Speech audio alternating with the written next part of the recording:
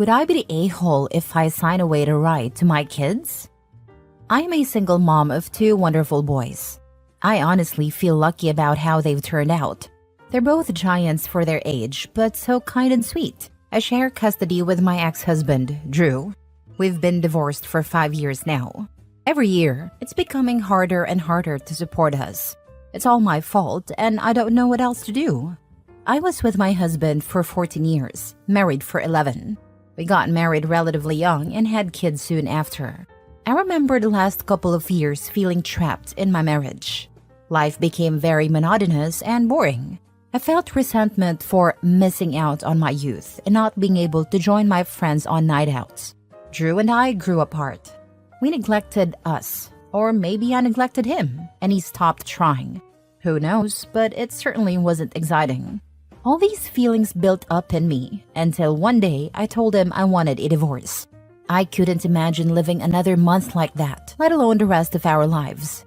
He pleaded for us to try to work it out, maybe go away somewhere. But once I said it out loud, I felt like I had a purpose. Once he realized there was no going back, he said we should split amicably. I'm not proud of the way I acted back then. I got a lawyer and went through with it. In the end, we split the assets, including the proceeds from the sale of the house, evenly and shared custody of the kids, just like he offered. I got child support, only $19 more per month than he initially offered. No alimony, and a pile of attorney's fees. The first few months after the divorce was great. I had a good support system, plenty of babysitting options as everyone was trying to be supportive. Friends took me out, keeping my mind off things and helping me make up for lost time. But after a while, the help dried up. Everyone became busy with their own problems. It was much harder to make ends meet on a single income. The apartment I rented was a big downgrade from our house. I was tired all the time. Whenever Drew had boys, I would just end up watching TV and lying around instead of going out. I've had one semi-serious relationship, but it's extremely hard to meet men who are serious about building something. Drew became very distant. I've heard of co-parenting situations where exes get along great. Not Drew. He'd never responds to my texts, unless it's about the kids. As the boys get older, they're enrolled in 3 sports each, and there are more and more expenses. I can't afford to buy them everything they need, not even half of it. Last month, I finally talked to Drew about it. I asked him to be more involved in their lives, especially financially. Drew flat out refused to contribute a cent more beyond child support and what he pays for when they're with him. I explained that I simply can't keep up with everything. He finally said they're welcome to stay with him full-time, and he'll cover all their expenses and be wholly responsible for them if I give him full custody and sign away my rights. He said I could still see them whenever I like, but I wouldn't have any legal rights. I know the boys would love to live with him. They're too nice to say it outright, but it's obvious that Dad is the favorite parent. Am I the a-hole for even considering this? Would I be the a-hole if I went through with it? Edit? To answer some questions people have, yes, I have tried to talk to Drew about modifying the custody agreement. He refused any change to our current arrangement unless I sign away my rights. I also talked to Drew about increasing child support and told him I'd go to court. He said, "Go ahead, you'll end up with less." After last time, I'm very hesitant to go down that road. I don't want to tell the kids to drop an activity they love because I can't afford it. Now for the top comments. You don't sign your rights away. You can legally give him full custody with visitation. Then she also better be prepared to fork over child support. You're the a-hole. Why would your ex talk to you about anything other than the kids? He's your ex. Of course kids cost money. Get a second job if you need more money. Instead, you're looking to build a serious relationship with someone. Really? It sounds like you just want to dump your kids on your ex and pretend you're a teenager again. It sounds exactly like this. I realize that every situation is different, but if the dad pays half the expenses and child support and she still can't make ends meet, it sounds like she may not be working. In this situation, you have to find a source of income. Also, I agree she sounds like she wanted to relive her youth, but figured out she couldn't just go back in time and regrets it now. Why is she texting her ex about anything other than the kids? Sorry if this is harsh, OP, but you can make this work if you're able to get a job to supplement the support you're receiving. Even if it's difficult, it's easier than giving up your kids, or at least it should be. He only talks about the kids. What do you think co-parenting is? You chose to divorce him. You don't get to have him act as your husband just because you feel lonely. You need to get over yourself. And maybe you're right in thinking your kids will be better off with their father. I think this happened because OP lawyered up and played hardball, only to get a predictable amount of child support. It has made the ex resentful, and rightly so. I deal with someone at arm's length if they were unduly litigious with me. Yeah, sounds like Dad already punched the numbers into the state's website and thus offered her what the state would order. She instead got greedy and went to a lawyer in order to get more than what the state says she should get, as well as alimony. Lawyer knew they wouldn't get more, but happily went along in order to get billable hours. Next story. Am I the a-hole for calling off my wedding after my fiancé's surprise gift? So I, 30 female, have been engaged to my fiancé Mark, 32 male, for about a year, and we've been together for 3 years. I've always known Mark to be a bit unconventional. He's very creative and sometimes takes things a little too far in the name of surprise or excitement. Most of the time, I love his adventurous spirit, but this time, not so much. A couple of weeks ago, we had a small get-together with some close friends to celebrate our upcoming wedding. Mark mentioned he had a surprise for me, which I figured would be something sweet, like a heartfelt gift or maybe a romantic gesture. As the night went on, after a few drinks, Mark finally revealed his gift. He pulled out what looked like a box from a special jewelry store. My heart raced with excitement. I assumed it was a lovely bracelet or a special memento for our wedding day. But when he opened the box, I was absolutely stunned. Inside was a key to a house he had supposedly bought for us. I was taken aback because I had no idea he was even looking for a real estate. My first reaction was one of shock and confusion. I thought this was a huge decision that we should have discussed together. As I processed the moment, I realized the house wasn't just any house. It was a fixer-upper on the outskirts of town. While I understand that fixer-uppers can be a great investment, this particular house needed a ton of work, major renovations and repairs. Frankly, I had no desire to live there. Mark hadn't consulted me at all before making this purchase, and I felt blindsided. Normally, I would be overjoyed about investing in our future together, but the fact that he made such a significant commitment without involving me crushed me. I quietly took the key and told him we needed to talk. As we stepped outside, I expressed how hurt I felt that he had made such a big decision without discussing it with me first, and that it felt like a violation of trust. Mark got defensive and insisted that this was a wonderful surprise, a way for us to start our lives together. He said I was missing the bigger picture and that I should be excited about our future. Honestly, I just felt overwhelmed and confused. I told him I didn't think we were ready for this and that we should focus on our wedding first. After a heated argument, I made a gut-wrenching decision to call off the wedding. Mark was devastated and our friends were shocked. I had just ruined what was supposed to be a happy night and I felt horrible. Since then, Mark has been trying to reach out, saying he wishes we could talk it over, but I can't shake the feeling that he disrespected my feelings and my input in our relationship. I've been reflecting on whether I overreacted. Am I the a-hole for calling off the wedding after a surprise gift? Not the a-hole. Making a major life decision without you isn't a good way to start a marriage. It also sets a precedent for the marriage. Not only is it a surprise house, it's a surprise fixer-upper. That's not even a gift, it's a job. I don't think anyone would assume their partner would want to be left out of such an important choice. And most likely, she wasn't on the title if he already purchased it, not the a-hole. That was my takeaway too. He buys it himself and it is not marital property. Correct me if I'm wrong, but if he bought the house without you, then it's in his name. He's the sole owner, but he wants you to help pay for the renovations? Nope, bad move. If the marriage fails, it's still his house, and you'll be left with nothing.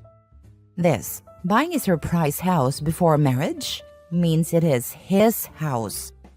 It's a classic tactic of manipulative partners to secure assets in their own name before marriage, then use their partner's contributions to improve those assets without giving them any ownership rights. Not the a-hole. Terrible judgment on Mark's part. But the real problem here was his response when you pointed out the obvious. He argued with you. The light bulb didn't go on for him that you don't make decisions like this without your partner. This is a sign that he'll surprise you with a new puppy, his brother moving into your house, or quitting his job to take out a loan for a family business, and then argue with you when you say it should have been discussed first. Plus, a fixer-upper sounds hideous. Exactly. Mark didn't just sign Opie up for a huge financial obligation she never asked for, but for a chaotic, messy life in a fixer-upper. Not everyone is excited by that. He took away her autonomy and demanded she be excited about it. My heart would have sunk, just like Opie's. Not the a-hole, and maybe this was just the wake-up call Opie needed. Next story. Would I be the a-hole if I leave the state, abandoning my family? I, 25 female, moved 3 hours away from home to live with my boyfriend, who was fortunate enough to land a government job, and 2 of our other friends about 3 months ago. This move was largely due to my mom, 61 female, consistently taking most of my money, leaving me with almost nothing to my name. She had surgery on her back this morning, so I took off work and returned home for 3 days to help her and take care of my high support needs autistic twin brother, 25 male. My 2 aunts, Amy, 63 female, and Beth, 69 female, and I were all under the impression that my mom would be discharged tomorrow morning. However, after the surgery, the hospital informed Aunt Amy that my mom wouldn't be released until the day after, due to the high level of pain she's experiencing. The issue is, I am due back at work that morning at 9 a.m. The day before her surgery, my mom dropped a bombshell on me. She said I owe her $6,000 before she will take her name off the car we co-own. I was 17 with no credit when it was first purchased, and the down payment came from my dad's life insurance. Between this demand, rent, and my upcoming car insurance payment, I cannot afford to take more time off work.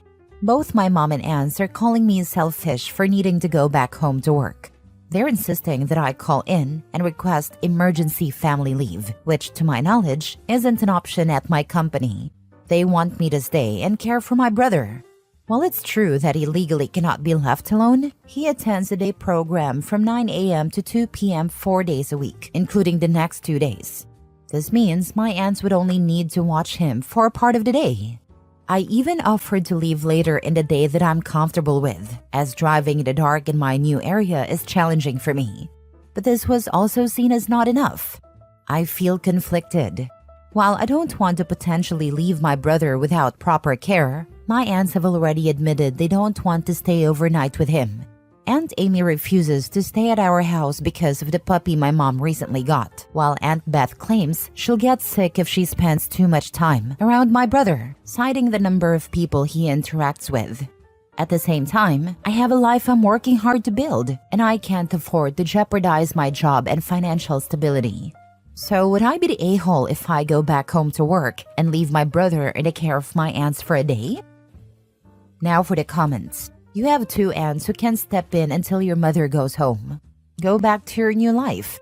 You will not be the a-hole. It's time your mother understands you are moving on. You're right. It's time for your mom to understand that you're an adult with your own life. You can't be responsible for her and your brother all the time. Your aunts are adults too, and they need to step up. You're not abandoning your family. You're taking care of yourself. You've got a job, a life, and a future to build. Don't let them guilt you into staying. You're not the a-hole here. Not the a-hole. Your mother has stolen more than enough from you. I don't even know why you would go back to help her in the first place. Seriously, this sounds like a lifetime of nightmares and abuse. Cut her off. Give the car back. Make a break. I have obligations that I cannot and will not set aside. Mother is forcing me to pay back my car deposit and is holding it hostage until I do. And since she took the majority of my earnings when I lived with her, I have no savings. The money I earn pays my rent and bills. I will not be staying to help because I have a responsibility to myself first, and then to my roommates who rely on me to pay my share of rent. I will not be staying. There are two of you. Figure it out. Aunt Amy, the dog isn't that big of a deal. Deal with it. Aunt Beth, wear a mask if you're concerned about getting sick. Those are my suggestions. Then leave. Last story. Am I the a-hole for having another kid and not spending enough time with my daughter? I, 29 male, serve in the U.S. Air Force and currently live in the U.S., but my 7-year-old daughter lives in Switzerland with her mother. Her mother and I met when I was stationed there, and our daughter was born during that time. When my assignment ended, I had to return to the U.S., and we agreed that our daughter would stay in Switzerland, as her mother could provide a more stable environment. For the past 3 years, I've been in a relationship with my girlfriend, and we recently welcomed a baby boy, who is now 3 months old. While I'm thrilled about having another child, my daughter has been struggling with the changes. I visit my daughter a few times a year and video call her multiple times a week. We've always been close, but since I told her about the baby, she's been acting out. During our calls, she's distant and often refuses to talk about anything. When I visited Switzerland recently, she was cold, avoided spending time with me, and said things like, "You don't love me anymore," and "Your new baby is your real family now." Her mother has also told me that she's been misbehaving at school, getting into trouble, and becoming increasingly withdrawn. Her mother blames me for her behavior. She says our daughter feels abandoned and replaced by the baby, and that I was selfish for having another child when I already struggled to spend enough time with her. She argued that I should have focused on strengthening my bond with our daughter instead of starting a new family. I've tried to reassure my daughter that I'll love her just as much as ever. During my visits, I've spent one-on-one time with her and try to make her feel special. I've also suggested bringing her to the US for an extended visit so she can see where I live and meet the baby on her terms.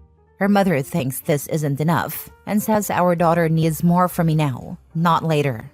Balancing everything has been incredibly hard. My Air Force duties are demanding, and while I've done my best to stay connected, I know it's not the same as being there in person. At the same time, I want to be present for my girlfriend and our baby, who also need me. Am I the a-hole for having another child and not being able to spend as much time with my daughter as she needs? This is complicated. You're not an a-hole for having another child, but your daughter is a child who misses having a full-time father. Seeing that her brother will have a full-time dad when she doesn't hurts her deeply. Ideally, you would live in the same country or city so you could be as present as possible. Annual visits and video calls can't replace the day-to-day presence of a parent. Honestly, I don't know what the solution is for your situation. Exactly. Kids internalize this so much. My guess is she doesn't see this as the situation being complicated because he can be a full-time dad, just not to her. Man, it sucks for the poor girl. My question is, why are there 2 kids and 0 commitments? It's like you have no clue that condoms exist. You knew you weren't going to stay in Switzerland, but you decided, hey, I'll just go have unprotected sex with anyone, and if she gets pregnant, then whatever. Now you're back in the States doing the same thing. Are you going to do the same thing at the next place that you are stationed at? You are most definitely an a-hole. Your daughter is 7, and you never thought about how having a part-time dad would affect her until now?